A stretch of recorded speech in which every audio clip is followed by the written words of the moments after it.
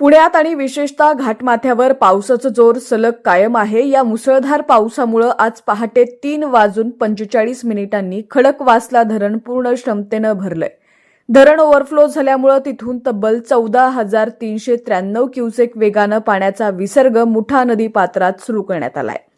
या पावसाचा सर्वात मोठा आणि सकारात्मक परिणाम उजनी धरणावरती दिसून येत आहे।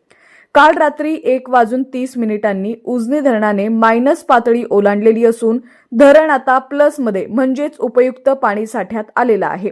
दौंडकडून उजनीमध्ये तब्बल 1,17,263 क्युसेक वेगानं पाण्याची प्रचंड मोठी आवक सुरू आहे।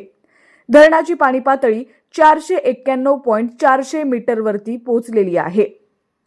सध्या धरणात एकूण पाणीसाठा 66.28 टीएमसी असून उपयुक्त पाणीसाठा 2.63 टीएमसी इतका आहे।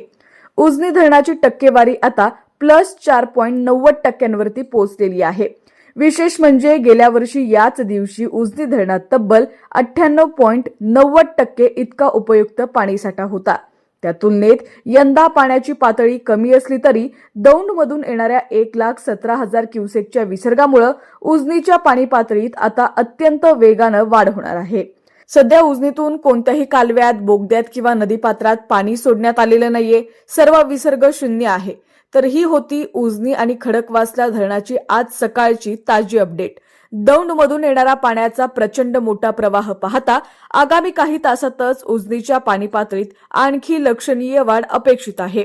बळीराजासाठी ही नक्कीच एक आनंद वार्ता आहे। धरणांच्या प्रत्येक अपडेटसाठी आमचं लक्ष लागून आहे। पाहत रहा HPN मराठी न्यूज।